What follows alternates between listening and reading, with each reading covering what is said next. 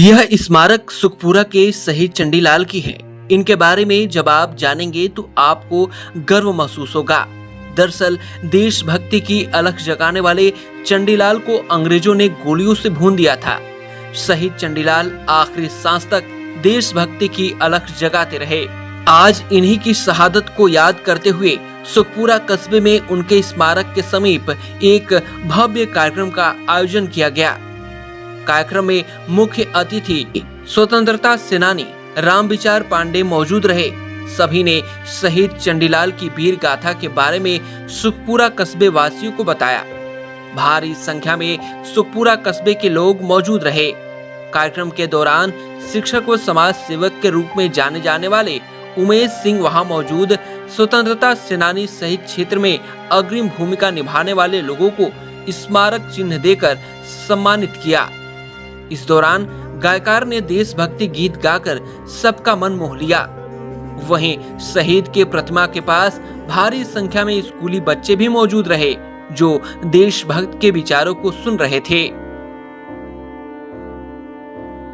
वक्ताओं ने चंडीलाल का देश के प्रति समर्पित जीवन के बारे में प्रकाश डाला। कार्यक्रम का नेतृत्व कर रहे समाज सेवक व शिक्षक उमेश सिंह ने कहा कि जंगे आजादी के दौरान जब देश आजाद हो रहा था उसमें सबसे पहले बलिया आजाद हुआ था, जिसमें सुखपुरा की अहम भूमिका रही। देश के लिए क्रांति की शुरुआत करने वाले सुखपुरा के चंडीलाल को अंग्रेजों ने गोलियों से भून दिया था। आज उन्हीं की याद में यह कार्यक्रम किया जा रहा है और उनकी शहादत को नमन किया जा रहा है।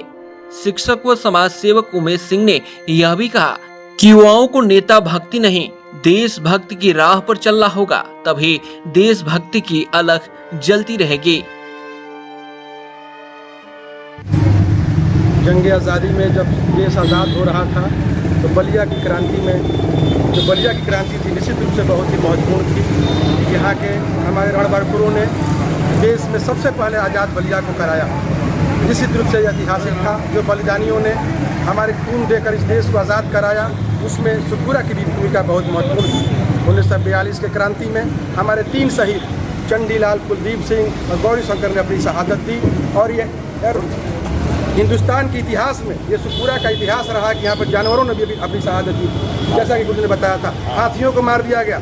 जब देखा गया कि उनके जो मालिक हैं वो उनको भगाने के लिए उन्होंने इशारा किया और इशारा करने के कारण उन हाथियों को गोली से मार दिया गया।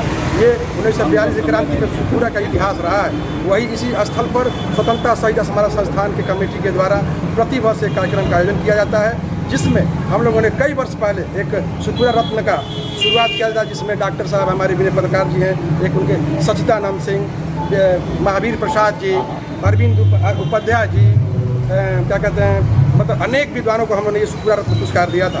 निश्चित रूप से इस बार 6 लोगों को पुरस्कार दिया जा रहा है। रंगकर्मी के रूप में हमारे आशीष जी को, चित्रकला के रूप में इफ्तिकार साहब को, उसके बाद से पत्रकारिता के क्षेत्र में बहुत ही अच्छा कार्य कर रहे हैं हमारे डॉक्टर सौरभ जी को, और उसके बाद से हमारे युवा मिथिलेश जिसने अपने बल पर कम से कम इस सुखपुरा के 50 लोगों को नौकरी दिया है। उसने अपने बल पर लोगों को खून देता है, बीएचयू और एम्स में भर्ती कराता है। उस युवा को हम लोगों ने ये सुखपुरा पुरस्कार दिया है। उसके बाद से एक महत्वपूर्ण कार्य जो पूरा बलिया जिला नहीं जानता होगा, ये हिंदुस्तान के लिए गौरव की बात है कि संस्कृत जो भगवत गीता लिखी गई थी उसको भोजपुरी में लिखने का काम ये सुखपुरा का लाल ने किया है। उसको भी हम लोगों ने आज सम्मान देने का काम किया है। निश्चित रूप से मैं कमेटी के और जो हमारे जो गार्जियन बैठे हुए हैं, जितने भी जो हमको उत्साह देते हैं, उनको नमन करते हुए उनको प्रणाम करते हैं, जो हमको प्रोत्साहित करते हैं, और हम लोग ये अच्छा काम हमारी कमेटी करती है। बहुत बहुत धन्यवाद जी। प्रधान जी का आखिर सवाल रहेगा, सेनानियों के बताए गए जो रास्ते थे,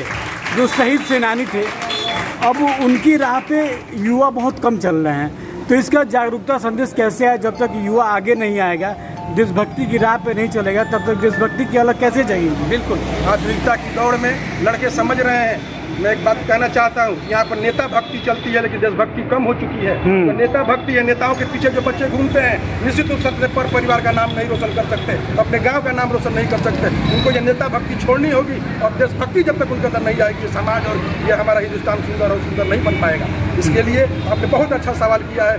आप लोग पत्रकारिता के क्षेत्र में हमारे कार्य को आप लोग दिखाइए, समाज को दिखाइए। हमने यहाँ पर एक पुस्तकालय भी खोला है जिसमें सिर्फ देशभक्ति के लिए यहाँ पर पुस्तकें रखी जाती हैं। मिथिलेश भेजते हैं, कई लोग हमको पुस्तक डोनेट भी करते हैं। आप उन बच्चों को, आपने जो सवाल किया, युवाएं आज हमारे मार्ग से भटक चुके हैं, उनका सिर्फ और सिर्फ उद्देश्य है आर्थिक तत्व को प्राप्त करना, लेकिन इससे हिंदुस्तान आगे नहीं बढ़ेगा, इससे मेरा सुखपुरा आगे नहीं बढ़ेगा। यूपी 60 न्यूज के लिए बलिया से विवेक जायसवाल की रिपोर्ट।